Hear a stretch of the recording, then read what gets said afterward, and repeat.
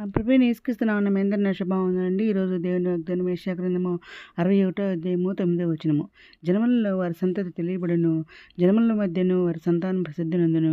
వారు యెహోవా ఆశీర్వదించిన జనమని వారిని చూచిన వారందరూ ఒప్పుకొందరు అని వాగ్దానం ఇచ్చిన పరిశుద్ధాత్మని అర్ధరాత్రి లేసి ప్రార్థన చేసి ఆయన స్తుతులు చెల్లించి మళ్ళీ ప్రార్థన చేస్తే దేవుడు అన్నప్పుడు దేవుడి వాగ్దానం చేయించారని వెంటనే స్టేటస్ పెట్టినా చూడండి అక్కడ. అవునండి. మరి వారు యెహోవా ఆస్వాదించిన వారిని జనమని వారిని చూసిన అందరూ ఒప్పుకొందరు అని చెప్పేసి వాక్యం అనమాట. ఉంచరండి ఎక్కడ అని చెప్పేసి నేను వెతికితే మరి కనిపించింది అనమాట. మరి ఈ విధంగా నేను స్టేటస్ పెట్టినాను అనమాట. వెంటనే ఇక్కడ దేవుడు మరి అంటున్నారండి, ప్రభు యెహోవా ఆత్మ నా మీదకి వచ్చి ఉన్నది అంటున్నారు యెషయా గారు. దీనిలో సువార్తను ప్రకటించుటకును యెహోవా నన్ను అభిషేకించిన అంటున్నారు.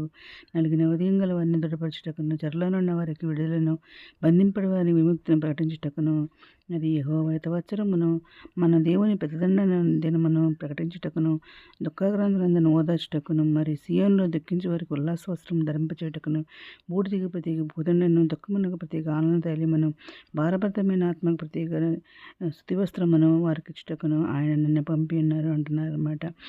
మనం కూడా మరి ఈ విధంగా మనకు కూడా అందరూ మాట్లాడదన్నమాట. దేవుడు యెహోవా తనను మహింపరుచుకున్నట్లు మరి నీతి అని మస్తకి వర్షంలో నీవు మరి యెహోవా నాటిన చెట్లని వారికి పేరు పెట్టబడిన అంటున్నారు.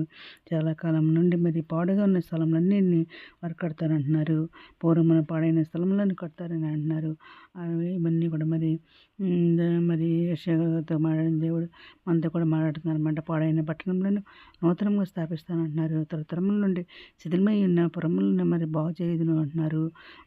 అన్యులు మరి నిలువబడి మీ మందలను మేపుతారు అంటున్నారు. పరదేశులు మీకు వ్యవసాయకులు అవుతారు అంటున్నారు. మీ ద్రాక్ష తోట కాపరులు అవుతారు అంటున్నారు. మీరు యెహోవా యాజకులు అనబడుతారు అంటున్నారు.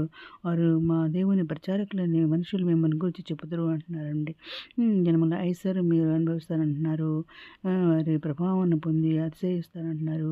మీ అవమానకు ప్రతిగా రెట్టింపు కంతనంటారంటున్నారు. నిందకు ప్రతిగా తాము పొందిన భాగం అనుభవించి వారు సంతోషిస్తారన్నారు. వారు తమ దేశంలో రెట్టింపు భాగమునకు కర్తలవుతారన్నారు. నిత్యానందం వారికి కలుగుతున్నారు. ఎలాగైనా న్యాయం చేయట యెహోవా నాకు ఇష్టం అంటున్నారు.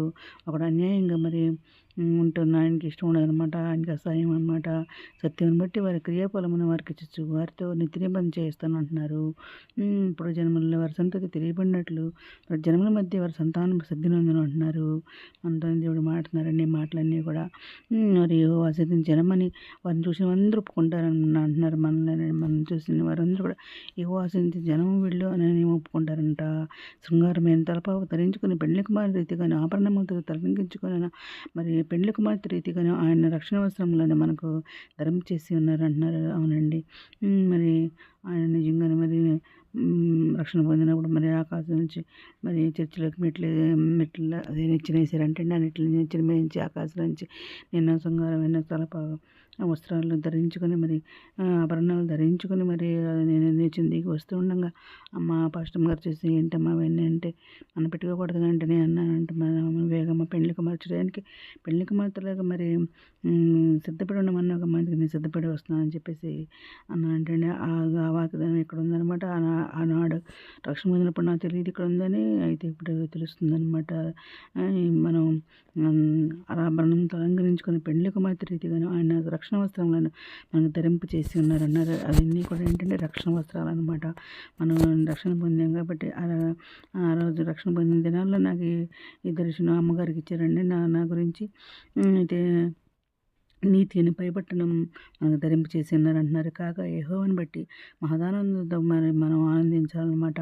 మన దేవుని బట్టి మన ఆత్మ ఉల్లాసించాలన్నమాట. భూమి మొలకలు మొలిపించినట్లుగా తోటలో వెత్తబడిన వాటిని అవి మొలిపించినట్లుగా నిశ్చయముగా సమస్త జన్మల ఎదుట ప్రభువు యెహోవా నీతిని స్తోత్రములను ఉజ్జింపు చే దేవుడిని మనం అంతా ప్రకటించాలన్నమాట. ఇది మరి మనకు దేవుడు ఆస్వాదిస్తున్నారు కదండి. మనల్ని మరి సంతానం మరి జనం జనం వారు దేవుడు ఆశించిన జనమని అందరూ చూసి మరి చెప్పుకుంటారని దినం మాట్లాడుతున్నారండి. ఈ దినం వాగ్దానం చేత నెరవేరాలని కోరుకుంటూ ఈరోజు మనం ప్రార్థన చేసుకుంది దేవుడు మనం పట్టండి మనకు విరోధి ఎవరు చెప్పండి. ఏ విధంగా మనం ఈరోజు ప్రార్థన చేసుకుందాం. మౌనోదర శాశ్వత మందిర ఘనమైన మనకు తుతిస్తున్నారండి. ప్రపంచం ప్రతి ఒక్క బిడ్డను పేరు పేరు నేమ్ చేసుకోండి. ఆయన ప్రతి ఒక్క బిడ్డ అవసరం తెచ్చండి, అక్కడ తెచ్చిన కొరకు తెచ్చించండి. బిడ్డలు మంచి జరిగి దయశాలు దేవుడిని దేవుడు దిగులు తెచ్చండి. ఆది పరిస్థితుల కొరకు ఆర్థిక సాయం తెచ్చండి. అనారోగ్యం స్వస్థపరచండి. వేదనతో కూడా దర్శనం కుంగిన వారిని లేతండి. రక్షణ దయచండి. కుంగిన వారిని లేతండి.